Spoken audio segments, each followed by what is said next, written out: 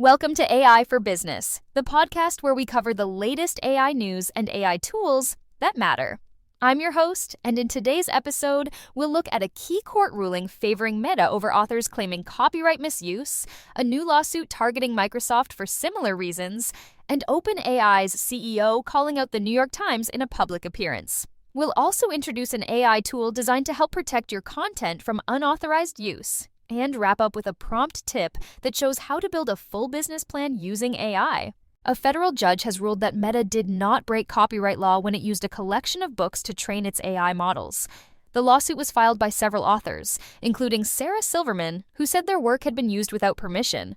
But the judge said the authors did not give strong enough arguments or proof that Meta's training method caused harm to their book sales or copied the books directly. He also said the way Meta's models used the material counted as fair use, since the results were different from the original work and were not being sold as direct copies. In short, Meta's win here rests on the court deciding that the authors didn't show enough damage or clear copying to prove their case. At the same time, the judge made clear that this outcome doesn't mean all AI training on copyrighted works is legal. He pointed out that other lawsuits could have different outcomes, especially if the content involved is more vulnerable to being replaced by AI, like news articles or music. The Meta case adds momentum for tech companies, but the decision was limited to the facts presented, which the judge described as lacking. In a separate case, Microsoft is now facing a lawsuit from a group of authors who claim the company used nearly 200,000 pirated books to train its Megatron AI model. The authors say Microsoft created an AI system that mimics their writing style, themes, and structure without getting permission or offering compensation. According to the complaint, the books were taken from illegal sources and used to help the AI produce text that closely reflects the author's own work. The group is asking the court to stop Microsoft from using the books and to issue financial penalties that could reach up to $150,000 per book. This case was filed just one day after a judge ruled in favor of Anthropic in a similar lawsuit, saying that AI training could count as fair use under certain conditions. Microsoft has not yet responded publicly to the new complaint, but like other tech companies, it may argue that its use of copyrighted content created new, non-competing results. Meanwhile, OpenAI CEO Sam Altman took a direct shot at the New York Times during a recent live podcast event in San Francisco.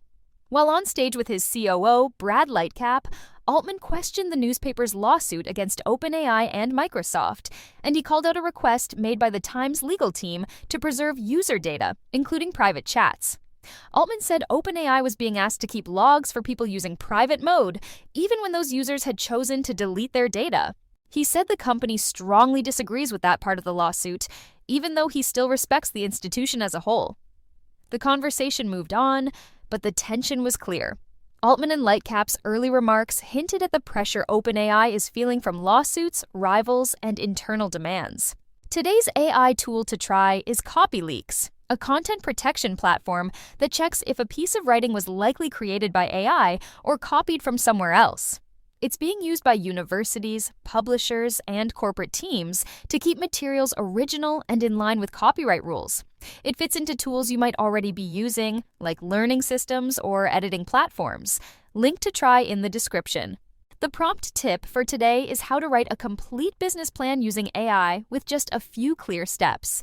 Start by giving your AI tool a quick prompt like, create a business plan for a mobile coffee shop in the US. Next, ask it to break that plan into key sections, such as executive summary, market study, strategy, budget, and operations.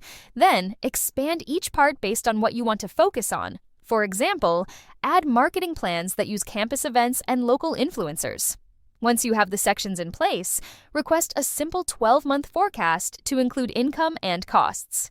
Finally, adjust the tone to match your audience by asking for a version that sounds ready for potential investors. That wraps up this episode of AI for Business. If you'd like to keep up with how AI is shaping the tools and decisions we make every day, make sure to subscribe so you never miss a future episode. If you found today's show helpful or learned something new, share it with a friend or a colleague who's exploring AI. And if you have a moment to leave a review, it helps more people discover the show. Thanks for tuning in. We'll be back tomorrow with fresh AI stories.